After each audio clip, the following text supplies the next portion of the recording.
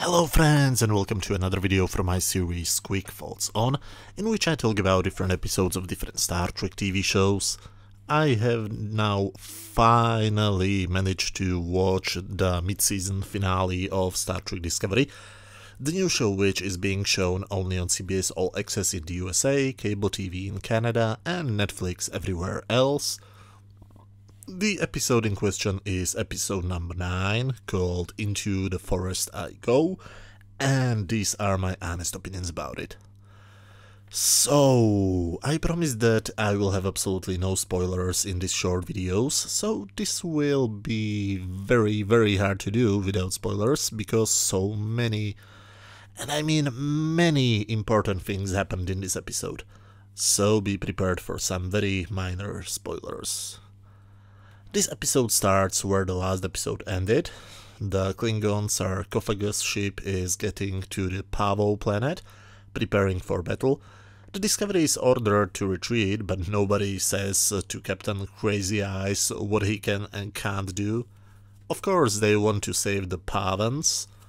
The plan consists of two teams.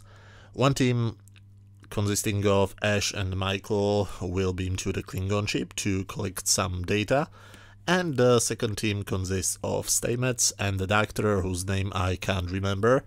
Stamets must do 133 jumps with the ship. They of course succeed, and it even looks like the war has ended, but nope, they just had to continue.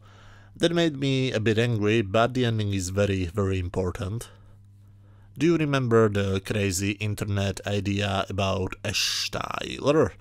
Well, I thought that it's absolutely insane. After watching this episode, I don't think it's insane anymore. That's all what I will say. Another spoiler, I don't really think we will see the sarcophagus ship anytime soon. Probably never, and I personally believe it's a good thing. That's a plotline which I was hoping to end from the moment it started, so I'm glad to see what seems to be a definitive end of it. But who knows, maybe they will find a way to bring it back, especially after the end of this episode. The cinematography got better with each episode. Gone are the insane tilted angles, the lens flares and the insane darkness on the bridge. You can finally actually see what's going on the bridge. In many of the previous scenes it was way too dark. I would personally prefer the beautiful lighting which you can see on the bridge of the Orville and what you could previously see on the bridge of the USS Enterprise D. I mean, what happened to the beautiful even lighting? Is this some kind of new fashion in modern US TV to have everything so dark? The pacing on this episode is perfect. This is the second episode of Discovery which was not boring in any moment. I kind of expected it will start to be boring after the huge action sequence ends, which was something like 30 minutes long. But no, they turned it all a bit down and finally introduced some wonderful character moments. I don't know like you, but for me the characters were the biggest problems so far. One of the basic principles of all types of storytelling is that you must like the characters. Unfortunately, some of current Hollywood producers confuse liking the characters with identifying as the characters. Trust me, I don't need to watch stories about people who look like me or have similar characteristics as me. I'm a software developer and I would never watch a TV show about software devs. I also don't care about things like gender or race of the characters. I mean, I love Ellen Ripley from the Alien franchise as much as I love Marty McFly, or for example Mr. Worf, to stay quote-unquote home for a moment. I like them because they are interesting and likable characters. Michael Burnham wasn't any of the two things. She's a black woman, that's all of her character. That wouldn't be a problem if she was some random crew member who we see in the one scene, but she should be the main character, and that's a huge problem. and the other characters are not better. Stamets is gay, that's his whole character. Lorca is a bit crazy, so maybe that's something. I mean, it's nothing great, but at least it's something. Saru is a cowardly alien, and that's his character. Again, nothing great, but at least he has something.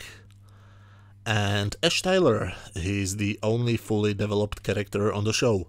And to be honest, the only really interesting character on the show. Garrett Tilly is the second one who has some personality, but she's extremely underused. She was the first person on the series I felt any emotions about, but she was almost absent from most of the episodes. And I absolutely forgot, there is a doctor. I have absolutely no clue what's his name. The only thing I know is that he's also gay and he is in some relationships with Stamets. I don't know what exactly the relationship is. If they are just a couple or married or something else. And I wasn't joking, I seriously forgot that he is on the show. He also has absolutely no character. There are also many fascinating characters, for example that Arabic looking guy, that black girl, the robot girl, the girl with the thing on her head. Are they not amazing characters? And I completely forgot, there is also the female admiral who is played by that woman who played in the movie. Isn't she a great character too? Or the black guy with strange elf ears, who I think should be a Vulcan, but he is constantly emotional, so he is definitely not a Vulcan. He was also a great character, right? Well, why was I rambling about characters?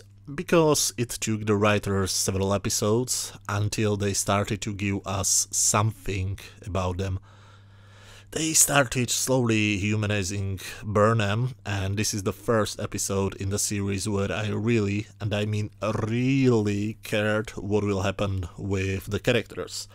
Finally, episode 9, the last episode of the first half of the first season, is the first episode in which I fully care about all of the characters, all of the episode.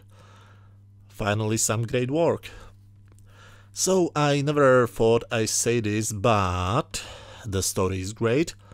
I mean, for a generic sci-fi action show, not a great Star Trek story, of course. The acting is okay. The effects are great, the action scene is great, the character moments are great, and the cliffhanger really makes me look forward to the next episode, which will come in January. So this is the very first episode I honestly look forward watching again. On my scale from 0 to 10, where 0 is complete garbage, 10 is a masterpiece, and 5 is average, this episode gets from me a 9 out of 10. This is one of the quote-unquote almost perfect episodes, and a much better episode than the previous one. So that's it for this video. Discovery will have a break, so for the next few weeks I should be able to keep my planned schedule. I still am working on the video about the 12th episode, Metamorphosis. Sorry for taking it so much time. But work which I'm getting paid for has of course precedence, so the video will be up as soon as I find the time for doing it.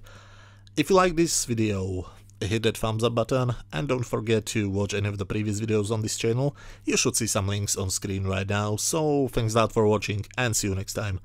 I promise I will try to deliver the videos on their planned dates. Thanks again and bye.